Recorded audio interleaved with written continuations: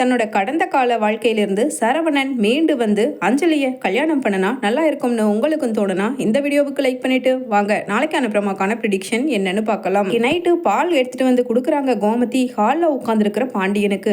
அப்போ பாண்டியன் ஃபோனை எடுத்து மீனாவுக்கு ஃபோன் பண்ணுறாரு. மீனா, நாளைக்கு காலையில் ஆஃபீஸ் போகிறதுக்கு முன்னாடி இங்கே கொஞ்சம் வாப்பா, ஒரு முக்கியமான விஷயம் பேச வேண்டியது இருக்கு, செந்திலையும் இங்கே வர சொல்லுப்பா அப்படின்னு சொல்லிட்டு ஃபோனை வச்சிடுறாரு. அதே சமயம் ஃபோன் பண்ணி நீயும் குழலி நாளைக்கு காலையில வந்துரு, ஒரு முக்கியமான விஷயம் அப்படின்னு சொல்லிடுறாரு. அதே சமயம் மறுநாள் காலையில எழுந்திருக்க எல்லாருமா வந்து கூடி நிக்கிறாங்க ஹால்ல. அப்ப பாண்டியன் தொண்டைய அப்படின்னு செருமிக்கிட்டே பேச ஆரம்பிக்கிறாரு. இன்னைக்கு நாள் சரவணனோட வாழ்க்கையில ஒரு முக்கியமான நாள். இன்னைக்கு தான் இறுதியா அவனோட ஹியரிங் வருது டிவோர்ஸுக்கு. அதனால சரவணன் தங்கமயில் அப்படிங்கிற ஒருத்திய இனிமேல் நம்ம வீட்டில் நினைச்சே பார்க்க கூடாத ஒரு இறுதி அத்தியாயத்துக்கு நம்ம வந்துட்டோம் அப்படின்னு சொல்லிட்டு பாண்டியன் சொல்ல மீனா குறுக்க வந்து பேசுறாங்க. மாமா, எனக்கு என்னமோ இவ்வளவு அவசரமா டிவோர்ஸ் நம்ம வாங்குறது சரின்னு படல மாமா அப்படின்னு சொல்ல உடனே பாண்டியன், என்னப்பா மீனா நீ புதுசா பேசிக்கிட்டு இருக்க, ஏற்கனவே எப்பப்ப இந்த டிவோர்ஸ் கிடைக்கும்னு சொல்லி தானே நம்ம இருக்கிற எல்லாருமே நினைச்சுக்கிட்டு இருக்கோம். என்னடா கதிரு, ராஜி, நான் என்னப்பா சொல்றது சரிதானே, ஏண்டா சரவணா என்னடா யோசனையில் இருக்க அப்படின்னு கேட்குறாரு பாண்டியனும். அப்பா, இதுல யோசிக்கிறதுக்கு என்னப்பா இருக்கு, நான் தான் அவளை அன்னைக்கே தலைமொழிகிட்டனே, திரும்ப திரும்ப அவ பேரை கூட என்னை ஞாபகப்படுத்தாதுங்கப்பா. இன்னையில இருந்து என்னோட தலையில இருந்த ஒரு பெரிய பாறாங்கல்ல இறங்கின மாதிரி சந்தோஷமா நான் வீட்டுக்கு திரும்பி வருவேன்ப்பா, கோர்ட்ல இருந்து டிவோர்ஸ் வாங்கிட்டு அப்படின்னு சொல்ல உடனே மீனா சொல்றாங்க, மாமா நீங்க ஏன் மாமா, மயிலக்கா தப்பு பண்ணாங்க இல்லைன்னு சொல்லல, ஆனா அவங்களுக்கு திருந்தறக்கு ஒரு சான்ஸ் கொடுத்து இப்போ அவங்களும் ஒரு நல்ல நிலைமையில இருக்காங்கல்ல மாமா, அவங்களா சுயமா சம்பாதிச்சு அவங்களும் கௌரவமா வாழ்ந்துகிட்டு இருக்காங்க. ஏன் மாமா இப்ப கூட அக்காவை வேண்டான்னு சொல்றீங்க அப்படின்னு சொல்ல உடனே கோமதியோ, மீனா நீ கொஞ்சம் வாயை மூடிட்டு இருக்கியா, கொஞ்சம் உனக்கு எதுக்கு இந்த அதிக பிரசங்கித்தனம், நாங்க எல்லாருமா சேர்ந்து அஞ்சலியை கல்யாணம் பண்ணி வைக்கிறதுன்னு முடிவு பண்ணது உனக்கு தெரியும் தானே, அதுக்கப்புறமும் என்ன திரும்ப திரும்ப அந்த மயிலுங்கிறவ திரும்பி இந்த வீட்டுக்குள்ள கொண்டு வரணும்னே நீ ஒருத்தி தான் இப்படி பேசிக்கிட்டு இருக்க மீனா, கொஞ்சம் பேசாம இரு அப்படின்னு கோமதியோ திட்ட உடனே செந்திலோ, ஆமா மீனா உனக்கு அதிக பிரசங்கித்தனம், இதோட உன் வாயை இந்த பிரச்சனையை பேசுறத பத்தி நிறுத்திக்கோ அப்படின்னு சொல்லிட்டு செந்திலும் சொல்ல உடனே கதிரும், அண்ணி இது வந்து அண்ணனோட வாழ்க்கை அண்ணி, இதுல நீங்களும் நானும் முடிவெடுக்கிறதுக்கு எந்த உரிமையும் கிடையாது. ஏன் உட்கார்ந்துருக்கிற அப்பா கூட அண்ணனோட வாழ்க்கையில முடிவெடுக்கிறதுக்கு இனிமேல் ரைட்ஸ் கிடையாதுன்னு நான் நினைக்கிறேன் அப்படின்னு கதிர் சொல்ல உடனே மீனா சொல்றாங்க, கதிர் நீ சொல்றது கரெக்டு தான் கதிர், அதுக்கு வேண்டி மயிலக்காவோட வாழ்க்கைய எதிர்காலத்தை நினைக்கும் பொழுது பாவமா இல்லையா உங்களுக்கு யாருக்குமே, சரவணன் மாமா நீங்க சொல்லுங்க மாமா, மயிலக்கா உங்களுக்கு நிச்சயமா சத்தியமா ஃபியூச்சர்ல வேண்டவே வேண்டாமா, கொஞ்சமாவது ஈவி இறக்கோ, ஒரு பொண்ணா அவங்க நீங்க இல்லைன்னா எதிர்காலத்துல இன்னும் என்னென்ன கஷ்டப்படுவாங்கங்கிறத யோசிச்சு பார்த்து முடிவு பண்ணுங்க மாமா அப்படின்னு சொல்லிட்டு மீனா சொல்ல உடனே சரி சரி கோர்ட்டுக்கு நேரம் ஆச்சு, இதை பத்தி இங்க யாரும் பேச வேண்டாம், சும்மா சரவணனை போட்டு குழப்பிக்கிட்டு இருக்க வேண்டாம், அஞ்சலியை சரவணனுக்கு நம்ம பேசி முடிச்சபடி இன்னும் அடுத்த முகூர்த்தத்தில் கல்யாணம் பண்ண போகிறோம், இப்போ வந்துட்டு இவ திரும்பவும் என்னமோ பழைய குருடி கதவை திரடிங்கிற மாதிரி சும்மா அரைச்சமாவையே அரைச்சிக்கிட்டு இருப்பா, நடடா கதிரே காரை எடு அப்படின்னு சொல்லிட்டு கோமதியும் சொல்கிறாங்க. மீனா சொல்கிறாங்க ஃபோன் பண்ணி தங்கமயிலுக்கு, அக்கா என்னோட கடைசி முயற்சியா இன்னைக்கு கூட இப்போ கூட நான் வீட்டில் இருக்கிற எல்லார்கிட்டையும் பேசி பார்த்தக்கா,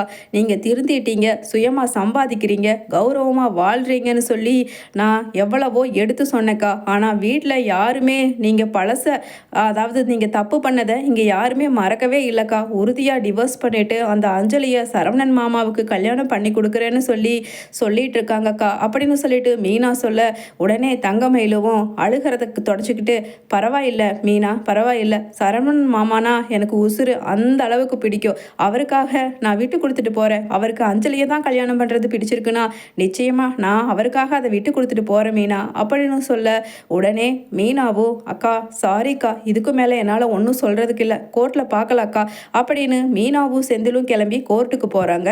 அங்கே போய் பார்த்தா ஏற்கனவே அஞ்சலி அதுக்கப்புறம் பாண்டியன் வீட்டு ஆளுங்கன்னு எல்லாருமே நிற்க வர்றாங்க பாவமா மயில்.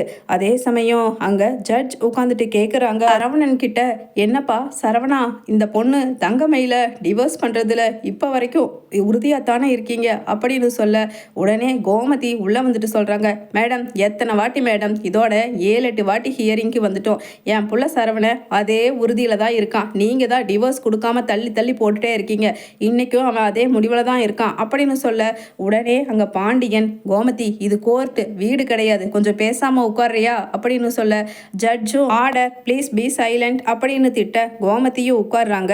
அப்போ அங்கே சரவணன் பேச ஆரம்பிக்கிறாரு.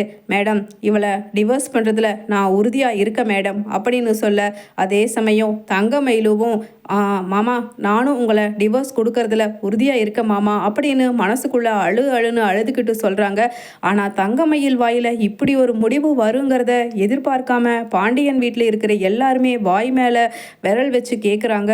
என்ன இவ இத்தனை நாளாக அழுது புலம்பி காலில் விழுகாத குறையா கெஞ்சி பார்த்தா, ஆனால் இவளுக்கு வேண்டி தானே இத்தனை ஹியரிங் ஜட்ஜமாக இழுத்து விட்டுருக்காங்க. இப்போ என்ன பொசுக்குன்னு சரின்னு சொல்லிட்டா அப்படின்னு சொல்லிட்டு எல்லாருமா நினச்சிக்க, அதே சமயம் அங்கே மீனாவும் ஷாக் ஆகி உட்கார்ந்துருக்காங்க. உடனே அங்கே ஜட்ஜும் டிவோர்ஸ் சாங்ஷன்டு அப்படின்னு சொல்லிட்டு 2 பேத்துக்குமான டிவோர்ஸ் காப்பியை கொடுத்து போக சொல்லிடுறாங்க. வெளியில் வந்த மயில், ஒரு நிமிஷம் மாமா நில்லுங்க அப்படின்னு சொல்லிட்டு சரவணனை நிற்க வைக்கிறாங்க. அதே சமயம் அஞ்சலி, ஒரு நிமிஷம் இங்கே வர்றீங்களா அப்படின்னு கூப்பிடுறாங்க. சரவணன் மாமா என்னை கல்யாணம் பண்ணுறதுக்கு முன்னாடி உங்களை தான் கல்யாணம் பண்ணணும்னு ஆசைப்பட்டிருக்காரு.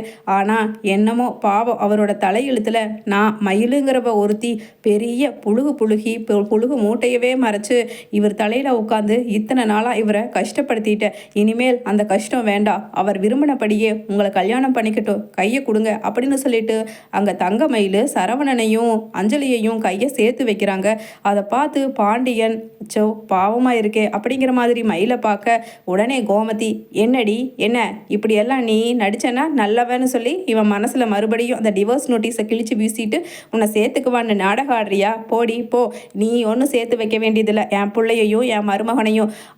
அஞ்சலி வாமா போகலாம். நம்ம நினச்சபடி கோவிலில் நல்ல முறைக்கு எத்தனை திருஷ்டி என் பையன் மேலே உட்காந்துருந்துச்சோ எல்லாத்தையும் கழிச்சிட்டு மறுபடியும் நல்லா சந்தோஷமான வாழ்க்கை அவன் கூட வாழணுமா, வா போகலாம் அப்படின்னு கோமதி அங்கே இழுத்துட்டு போகிறாங்க அஞ்சலியை. உடனே அஞ்சலியும் கோமதியோட கையை தட்டி விட்டுட்டு, என்னங்க கொஞ்சம் பேசாமல் இருங்க, அவங்க நல்லது தானே சொல்கிறாங்க, ஏன் இப்படி தப்பாக பேசுகிறீங்க அப்படின்னு. சரவணா, உனக்கு வேணும்னா அவங்க உங்கள் வீட்டில் இருக்கிற எல்லாரும் என்னை கல்யாணம் பண்ணிக்க சொல்கிறது சம்மதமாக இருக்கலாம்.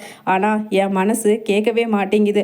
அதனால் நீ திரும்பவும் மயில் கூடவே வாழ்ந்துக்க அப்படின்னு அஞ்சலியும் சொல்ல, சரவணன் என்ன பண்ணுறதுன்னு நிற்கிறாங்க. உடனே மயில் கண்ணை தொடச்சிட்டு, சேச்சே நீங்களே மாமா கிட்ட சொல்லி மாமாவே மனசார என் கூட வாழணும்னு சொன்னாலும் நான் தீர்க்கமாக முடிவு எடுத்துட்டேங்க.